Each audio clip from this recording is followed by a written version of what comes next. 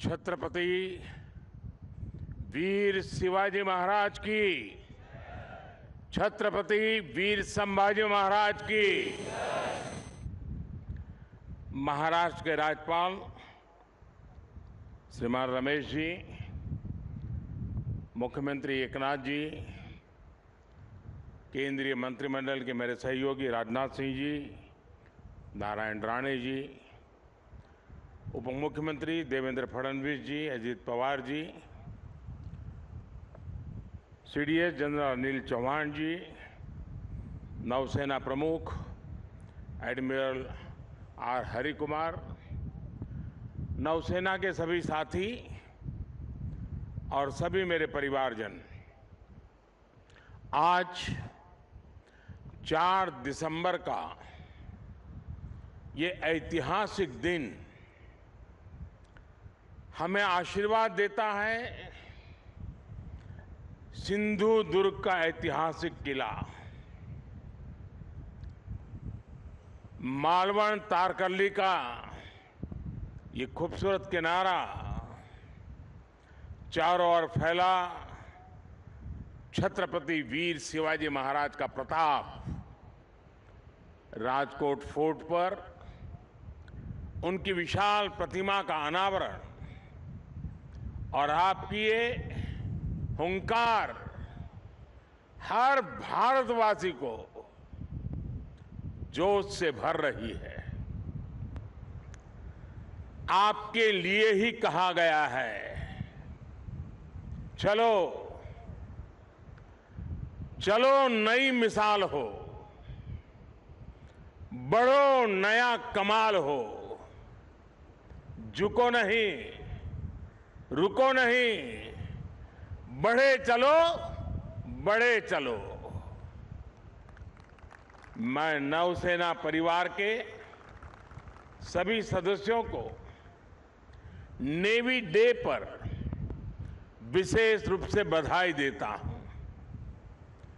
आज के दिन हम उन शूरवीरों को भी प्रणाम करते हैं जिन्होंने मातृभूमि के लिए अपना सर्वोच्च बलिदान दिया है। साथियों, आज सिंधु दुर्ग की इस वीर भूमि से देशवासियों को नौसेना दिवस की बधाई देना वाकई अपने आप में बहुत बड़े गौरव की घटना है। सिंधु दुर्ग के ऐतिहासिक किले को देखकर हर भारतीय गर्व से भर जाता है। छत्रपति वीर शिवाजी महाराज जानते थे कि किसी भी देश के लिए समुद्री सामर्थ्य कितना जरूरी होता है। उनका उद्घोष था, जलमेव यस्य बलमेव तस्य, यानी जो समुद्र पर नियंत्रण रखता है वह सर्वशक्तिमान है। उन्होंने एक शक्तिशाली नौसेना बनाई। कान्होजी आंग्रे हो, मायाजी नाइक भाटकर हो, हीरोजी इंदालकर हो, ऐसे अनेक योद्धा आज भी हमारे लिए बहुत बड़ी प्रेरणा है। मैं आज नौसेना दिवस पर देश के ऐसे पराक्रमी योद्धाओं को भी नमन करता हूं। साथियों, छत्रपति वीर शिवाजी महाराज से प्रेरणा लेते हुए आज भारत गुलामी की मानसिकता को पीछे छोड़कर आगे बढ़ रहा है। मुझे खुशी है कि हमारे नेवल ऑफिसर्स जो अपलेट्स पहनते हैं, अब उसमें छत्रपति वीर शिवाजी महाराज की विरासत की झलक भी देखने को मिलने वाली है। नए एपोलेट्स भी अब उनकी नौसेना के प्रतीक चिन्ह की तरह ही होंगे। ये मेरा सौभाग्य है कि नौसेना के ध्वज को मुझे पिछले वर्ष छत्रपति शिवाजी महाराज की विरासत से जोड़ने का अवसर मिला था। अब एपोलेट्स में भी छत्रपति वीर शिवाजी महाराज का प्रतिबिंब हम सबको नजर आएगा। अपनी विरासत पर गर्व की भावना के साथ मुझे एक और घोषणा करते हुए आज गौरव हो रहा है। भारतीय नौसेना अब अपने रैंक्स का नामकरण भारतीय परंपराओं के अनुरूप करने जा रही है। हम सशस्त्र बलों में अपनी नारी शक्ति की संख्या बढ़ाने पर भी जोर दे रहे हैं। मैं नौसेना को बधाई दूंगा कि आपने नेवल शिप में देश की पहली महिला कमांडिंग अफसर की तैनाती की है। साथियों, आज का भारत अपने लिए बड़े लक्ष्य तय कर रहा है और उसे पाने के लिए अपनी पूरी शक्ति लगा रहा है। भारत के पास इन लक्ष्यों को पूरा करने के लिए एक बड़ी ताकत है। ये ताकत 140 करोड़ भारतीयों के विश्वास की है। ये ताकत दुनिया के सबसे बड़े लोकतंत्र की मजबूती की है। कल आपने देश के 4 राज्यों में इसी ताकत की झलक देखी। देश ने देखा जब लोगों के संकल्प जुड़ते हैं, जब लोगों की भावनाएं जुड़ती हैं, जब लोगों की आकांक्षाएं जुड़ती है, तो कितने सकारात्मक परिणाम सामने आते हैं। अलग अलग राज्यों की प्राथमिकताएं अलग है, उनकी आवश्यकताएं अलग है, लेकिन सभी राज्यों के लोग राष्ट्र प्रथम की भावना से ओतप्रोत है। देश है तो हम हैं, देश आगे बढ़ेगा तो हम आगे बढ़ेंगे। यही भावना आज हर नागरिक के मन में है। आज देश इतिहास से प्रेरणा लेकर उज्जवल भविष्य के रोडमैप तैयार करने में जुट गया है। लोगों ने नकारात्मकता की राजनीति को हराकर हर क्षेत्र में आगे निकलने का प्रण किया है। यही प्रण हमें विकसित भारत की ओर ले जाएगा। यही प्रण देश का वो गौरव लौटाएगा जिसका ये देश हमेशा से हकदार है। साथियों, भारत का इतिहास सिर्फ 1000 साल की गुलामी का इतिहास नहीं है, सिर्फ हार और निराशा का इतिहास नहीं है। भारत का इतिहास विजय का इतिहास है। भारत का इतिहास शौर्य का इतिहास है। भारत का इतिहास ज्ञान और विज्ञान का इतिहास है। भारत का इतिहास कला और सृजन कौशल का इतिहास है। भारत का इतिहास हमारे सामुद्रिक सामर्थ्य का इतिहास है। सैकड़ों वर्ष पहले जब ऐसी टेक्नोलॉजी नहीं थी, जब ऐसे संसाधन नहीं थे, तब उस जमाने में समंदर को चीरकर हमने सिंधु दुर्ग जैसे कितने ही किले बनवाए। भारत का सामुद्रिक सामर्थ्य हजारों साल पुराना है। गुजरात के लोथल में मिला सिंधु घाटी सभ्यता का पोर्ट आज हमारी बहुत बड़ी विरासत है। एक समय में सूरत के बंदरगाह पर 80 से ज्यादा देशों के जहाज लंगर डालकर रहा करते थे। चोल साम्राज्य ने भारत के इसी सामर्थ्य के बलबूते दक्षिण पूर्व एशिया के कितने ही देशों तक अपना व्यापार फैलाया। और इसलिए जब विदेशी ताकतों ने भारत पर हमला किया तो सबसे पहले हमारी इस शक्ति को निशाना बनाया गया। जो भारत नाव और जहाज बनाने के मशहूर था, उसकी ये कला, ये कौशल, सब कुछ ठप कर दिया गया। और जब हमने समंदर पर अपना नियंत्रण खोया, हमने अपनी सामरिक आर्थिक ताकत भी खो दी। इसलिए आज जब भारत विकसित होने के लक्ष्य पर चल रहा है तो हमें अपने इस खोए हुए गौरव को फिर से पाकर के ही रहना है। इसलिए ही आज हमारी सरकार भी इससे जुड़े हर क्षेत्र पर फोकस करते हुए काम कर रही है। आज भारत ब्लू इकोनॉमी को अभूतपूर्व प्रोत्साहन दे रहा है। आज भारत सागर माला के तहत पोर्ट लेड डेवलपमेंट में जुटा है। आज भारत मैरीटाइम विजन के तहत अपने सागरों के पूरे सामर्थ्य का इस्तेमाल करने की ओर तेज गति से बढ़ रहा है।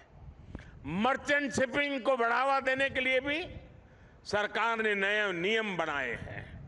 सरकार के प्रयासों से बीते 9 वर्षों में भारत में सी फेरर्स की संख्या में 140% से ज्यादा बढ़ोतरी हुई है। मेरे साथियों, ये भारत के इतिहास का वो कालखंड है जो सिर्फ 5-10 साल का नहीं बल्कि आने वाली सदियों का भविष्य लिखने वाला है। 10 वर्ष से भी कम के कालखंड में भारत दुनिया में 10वें नंबर की आर्थिक ताकत से बढ़कर 5वें नंबर पर पहुंच गया है। और अब बहुत तेजी से तीसरे नंबर के आर्थिक महाशक्ति बनने की तरफ आज भारत अग्रसर है। आज देश विश्वास और आत्मविश्वास से भरा हुआ है। आज दुनिया को भारत में विश्व मित्र का उदय होता दिख रहा है।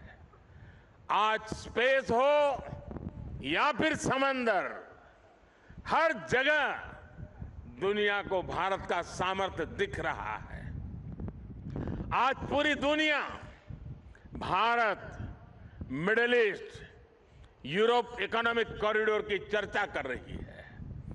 जिस स्पाइस रूट को अतीत में हमने खो दिया था, वो अब फिर से भारत की समृद्धि का सशक्त आधार बनने जा रहा है। आज मेड इन इंडिया की चर्चा पूरी दुनिया में हो रही है।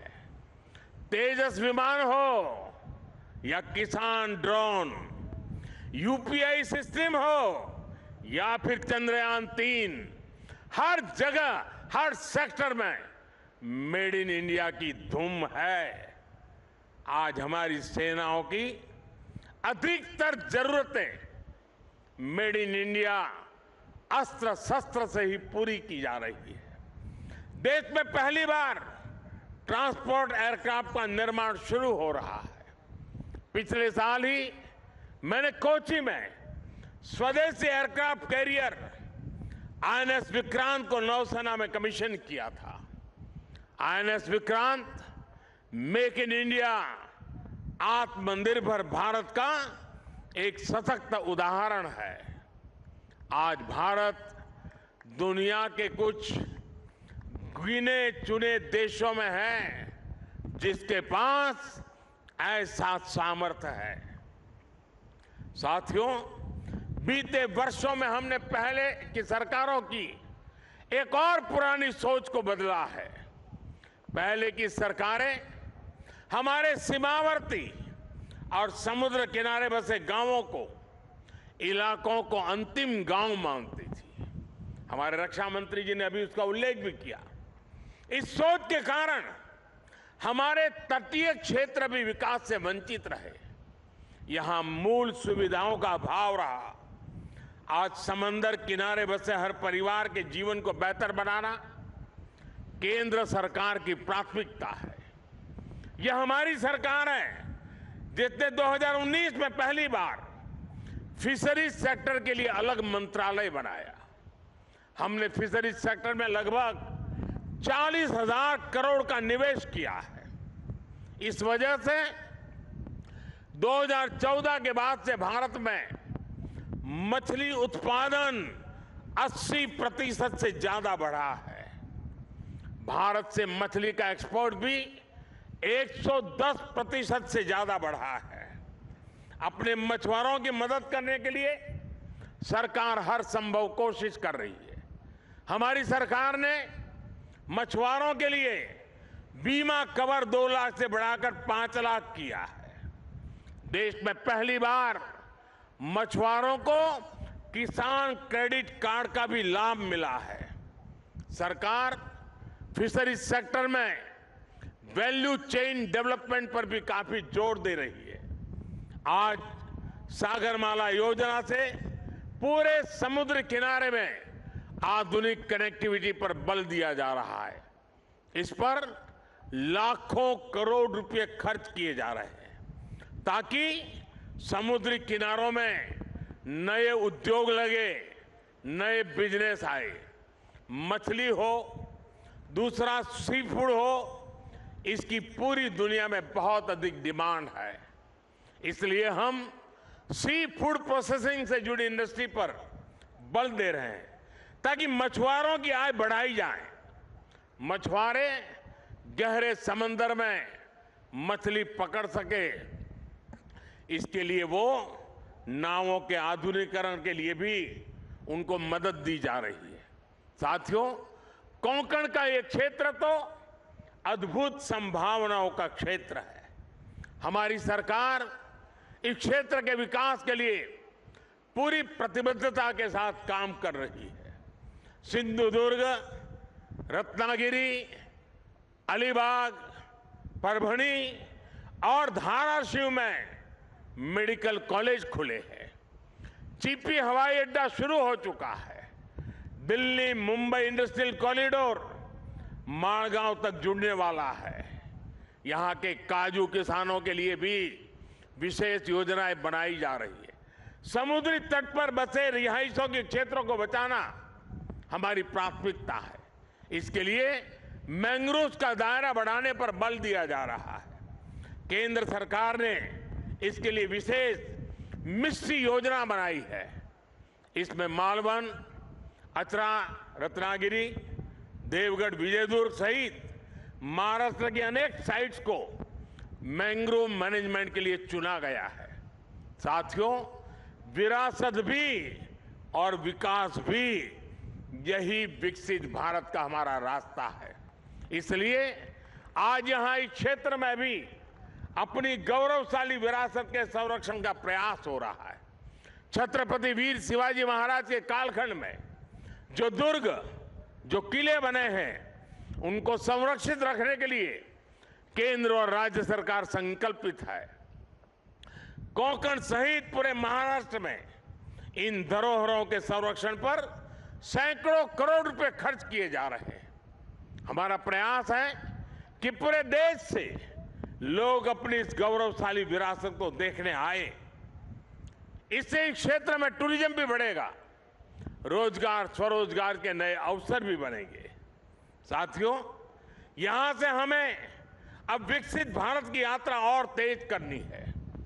ऐसा विकसित भारत जिसमें हमारा देश सुरक्षित, समृद्ध और शक्तिशाली हो सके। और साथियों, आमतौर पर army day, air force day, navy day ये दिल्ली में मनाए जाते रहे हैं और दिल्ली में जो आसपास के लोग हैं वो इसका हिस्सा बनते थे और ज्यादातर इसके जो चीफ होते थे उनके घर के लोन में ही ये कार्यक्रम होते थे।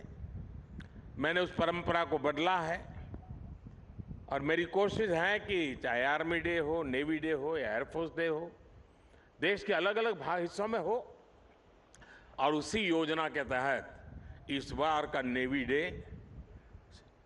इस पवित्र भूमि पर हो रहा है जहां पर नेवी का जन्म हुआ था। और मुझे थोड़े समय पहले बता रहे थे कुछ लोग कि बोले पिछले सप्ताह से हजारों की तादाद में लोग आ रहे हैं इस हलचल के कारण। मुझे पक्का विश्वास है कि अब देश के लोगों का इस भूमि के प्रति आकर्षण बढ़ेगा। सिंधु दुर्ग के प्रति एक तीर्थ का भाव पैदा होगा।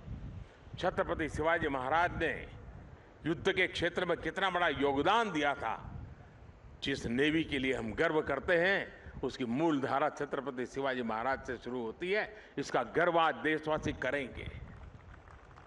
और इसलिए मैं नेवी के मेरे साथियों को, हमारे रक्षा मंत्री जी को मैं हृदय से बधाई देता हूं कि उन्होंने इस कार्यक्रम के लिए इस प्रकार के स्थान को चुना है। मैं जानता हूं ये सारी व्यवस्थाएं करना कठिन है, लेकिन इस क्षेत्र को भी लाभ होता है। बहुत बड़ी तादाद में जन सामान्य भी इससे जुड़ता है और विदेश के भी बहुत मेहमान यहां आज मौजूद हैं। उनके लिए भी बहुत सी बातें नई होगी कि नेवी का कंसेप्ट छत्रपति शिवाजी महाराज ने इतनी शताब्दियों पहले शुरू किया था। मैं पक्का मानता हूं जैसे आज G20 में दुनिया का ध्यान इस बात पर गया कि भारत सिर्फ विश्व की सबसे बड़ी डेमोक्रेसी है, इतना ही नहीं, भारत मदर ऑफ डेमोक्रेसी है। उसी प्रकार से भारत है जिसने नेवी की इस कंसेप्ट को जन्म दिया, सामर्थ्य दिया और आज विश्व ने उसको स्वीकार किया है। और इसलिए आज का ये अवसर विश्व पटल पर भी एक नई सोच के लिए निर्माण का कारण बनने वाला है। मैं फिर एक बार आज नेवी डे पे देश के सभी जवानों को, उनके परिवारजनों को और देशवासियों को बहुत बहुत शुभकामनाएं देता हूं, बहुत बहुत बधाई देता हूं। मेरे साथ पूरी शक्ति से एक बार बोलिए, भारत माता की, भारत माता की, भारत माता की। बहुत बहुत धन्यवाद।